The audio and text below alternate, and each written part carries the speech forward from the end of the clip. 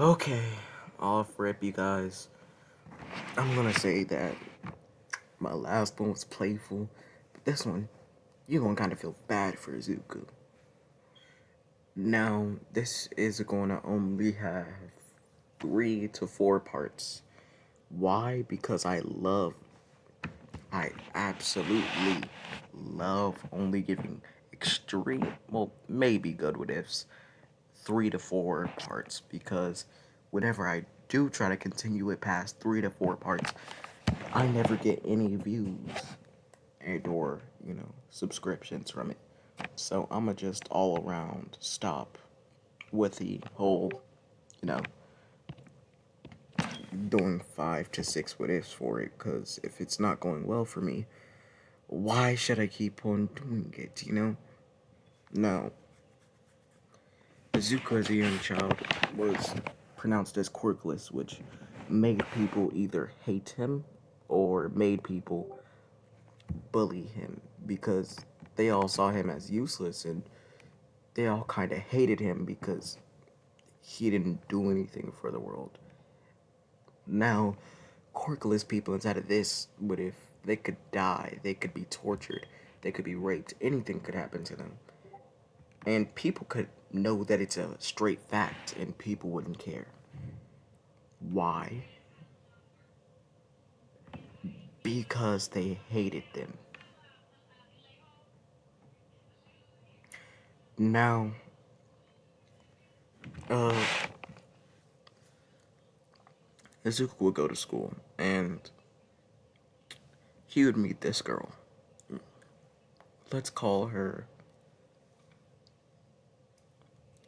um,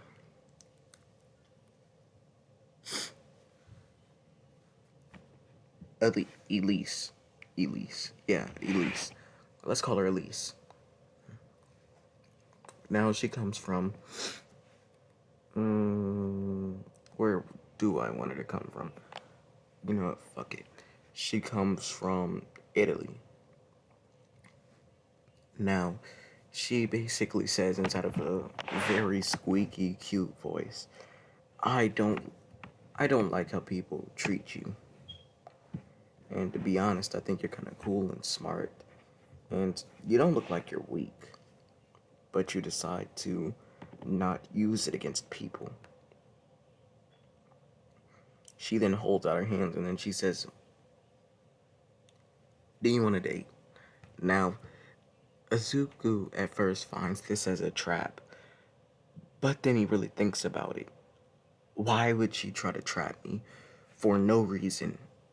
This would bring down her popularity. Even if it was only a trap, it would still bring down her popularity. If nobody knew that she was trapping me, then this could end very badly for her. So we decided to go along with it. Now, Azuku being eager to have a friend for the first time, literally ever, he says, okay. Now, well, girlfriend for the first time ever, he says okay. Now, she sees how happy he is, and she appreciates this. Now, a few months pass, and it's about the middle of the school year. Now, things have been going on how they've been going on. The Suku stuff would be thrown down on the floor, and he would have to do homework for Bakugo, and all this other stuff. But Elise never found him as weak. She never found him as worthless. She always looked at him the same. Until one day, he walks into the classroom, and he is about to open up the classroom door until he hears the conversation. You really got him to date you this long? When are you planning to break his heart? I know you didn't actually fall in love with him. She then says no. When it's time, we'll carry out the plan and I'll break his little heart. Now, as she says this, she then kisses Bakugo. Now, everybody else sees this and they just smile because they know how much this could hurt Izuku. Now, Izuku then opens up the door and they stop kissing. Then she tries to go back to her cute little voice and she says, Izuku, this isn't what it looks like. And before she can finish her sentence, he then says, stop. I thought you were my girlfriend. I thought you loved me. Now his body then starts to shake, and he looks up at her with dead, lifeless eyes. And he says, I'm gonna kill both of you. Now, as he says this, he then runs at Bakugo first, trying to beat the crap out of him, but Bakugo hits him with an explosion in his stomach. Now, Elise, she's just laughing. She says, you really thought you could defeat a person with a quirk? That's pathetic. You know you're quirkless, you know you're useless, and you just keep on trying to be useful. At this point, I'll just kill myself. No, he gets back up and barges at Bakugo again. And he does this again and again and again and again and again. And eventually, he gets thrown through a window. Now, the teachers see this, but they also hate, like, completely hate quirkless people. Everybody on this planet. Even Izuku's mom hates him. Because quirkless people inside of this world are treated like they're less than garbage. They get treated less merciful than you would an ant on your food. Now, Bakugo then comes from the front door and then he says, so, how are you this weak?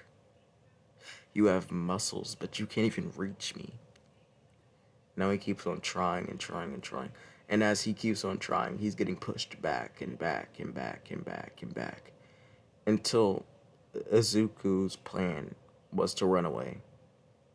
But this wasn't his entire plan. He runs away and then he finds himself inside of... Well, he finds himself inside of an alley. Which this was a part of his plan. He's always planned this, just in case. But he's never gone through with it, because he was too afraid. Now, Bakugo and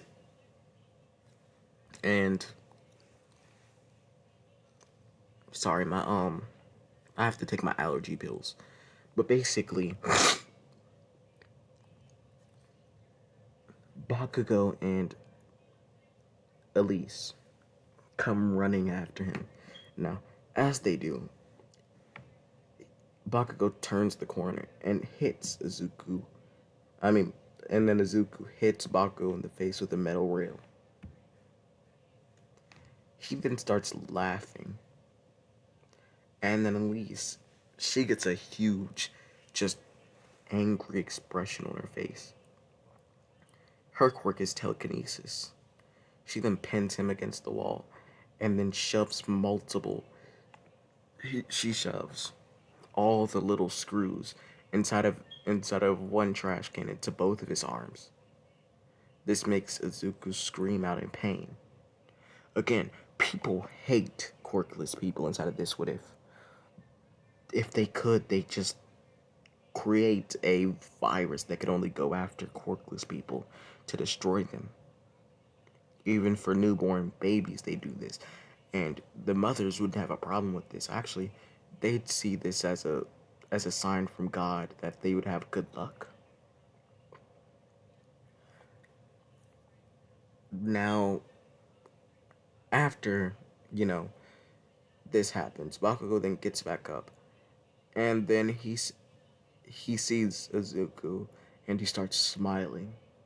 He instantly knows what he's going to do. He runs up to Izuku, jumps inside the air, and throws a giant explosion, cracking the wall behind him. But that's not what he was going for. He wasn't going for a regular explosion, no. He did this directly into the nails, making them go even farther into his hands. Basically, the whole screws all the way through, and since there is fire in an explosion, it's it's extremely hot. Actually, this will be able to cauterize his wound if it wasn't, as bad as it was. Now, he then screams out in agonizing pain, and Bakugo and Elise then starts laughing. Now, they continue to just completely torture him. They hit him with explosions in his body, and after he passes out, they wake him up with exploding his arms, making the screws inside of his arm get extremely hot to the point where it would, how do I explain? It would basically burn him awake. Now, as it burned him awake, he would wake up, and this would happen over and over and over and over and over and over until Izuku's eyes went into his head. Now, his eyelids didn't even close. His eyes were just behind his head.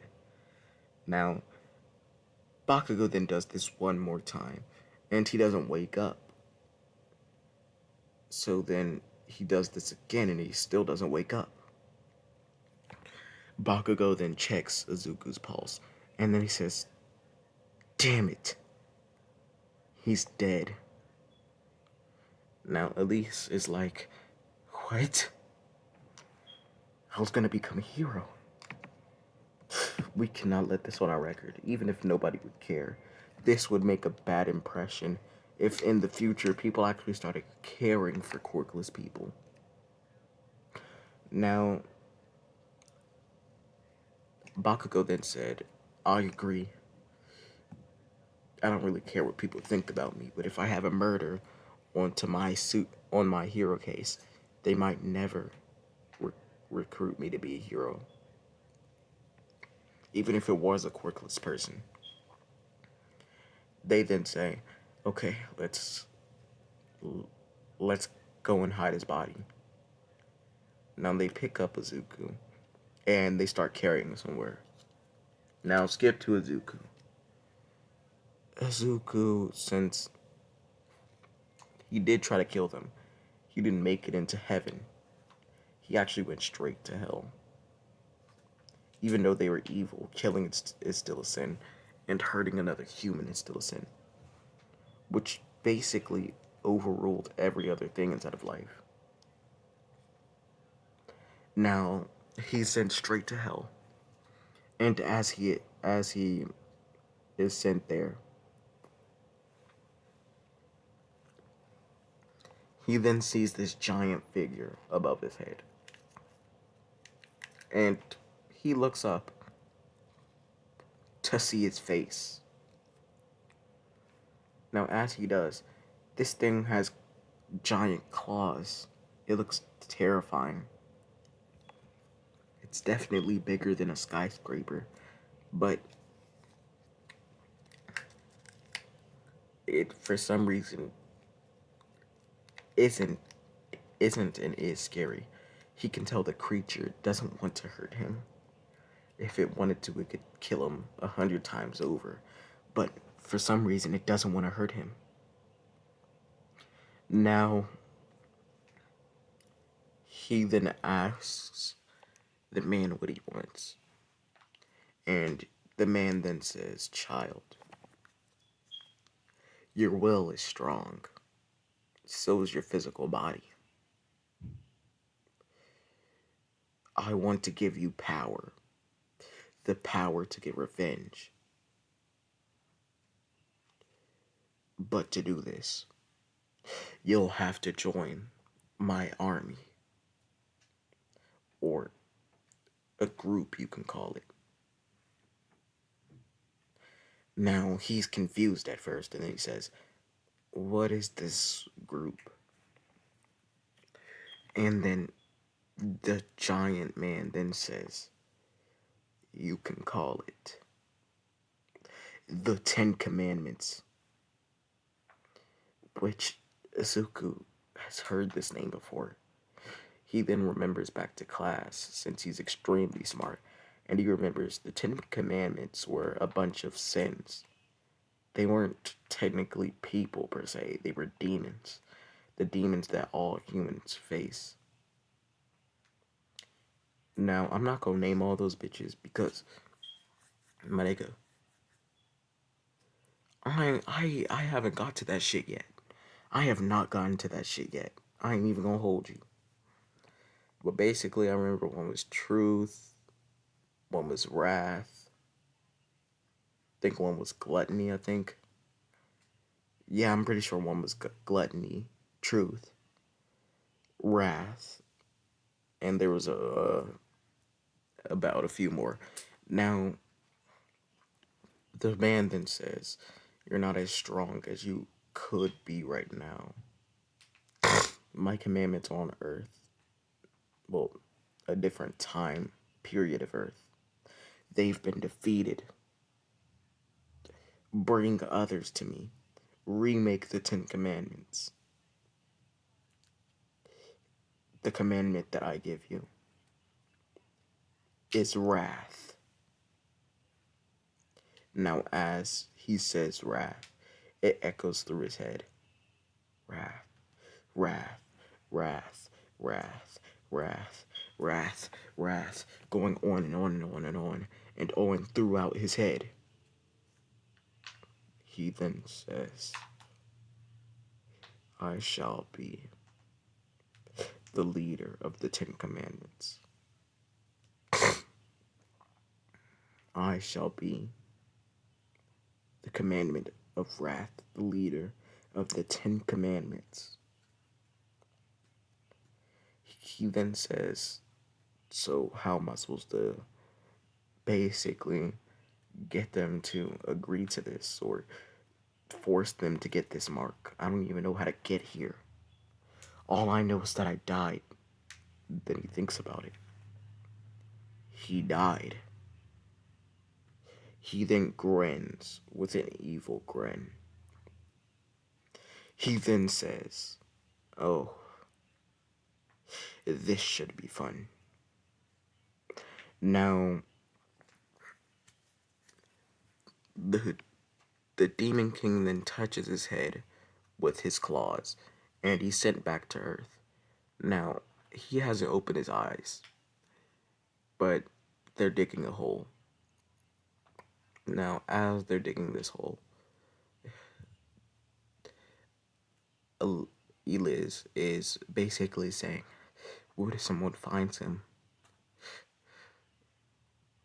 What if somebody finds out about him? What happens then?" He then says, "Don't worry, don't worry. We'll pour bleach on his body and then we'll throw him in." No, as Bakugo finally finishes the hole with Elise, they then get out of the hole and they open up a bottle of bleach and get ready to pour it onto him. They're reluctant. At first, they hesitate, but then they start pouring, with both of them closing their eyes. They then open them, and the body's gone. They're both confused until they're tapped on the back. Now, they then see Izuku, but he looks different. Instead of, how do I explain? Instead of him looking like he has nothing to live for, he looks like he has everything to live for. Also, he's smiling and there's no signs that he was ever hurt. Now, Bakugo then says, "What are you smiling about? You quirkless nerd. I thought you were dead." He says, "I guess you could say that." Then shoves his hand through Eliz. Now, as he does this, Bakugo then looks instead of horror, seeing that he just killed her without without even really moving. He moved his hand with a normal speed and his hand went through like butter. Now, he says, Bakugo, I won't kill you. No, no, no, no, no. I won't. As a matter of fact, I won't even give you the pain of being a commandment.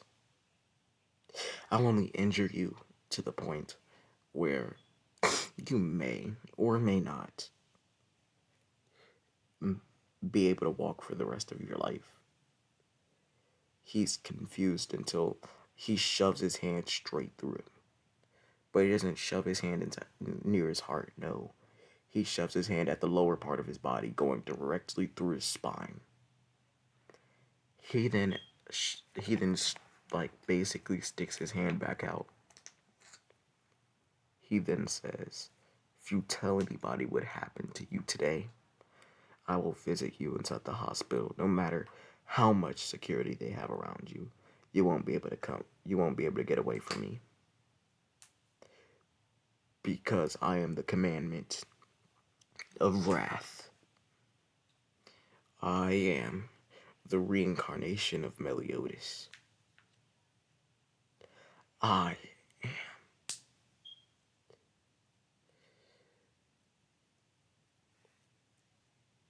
And that's where I'm going to leave it off. And why am I going to leave it off right there? Because I had nothing to say, my nigga. I was going to look stupid if I didn't say anything. So I'm going to leave it here. And as he's about to say what he is, we're going to pause it off for right now. Next time that I get back on this, I'll have something to say. But since I don't have anything cool to say, and I didn't write a script for this, I'm going to need you guys to have a good day, and I'm going to see you niggas later, because I literally have nothing else to do. Don't die, and have a good day. Bye-bye.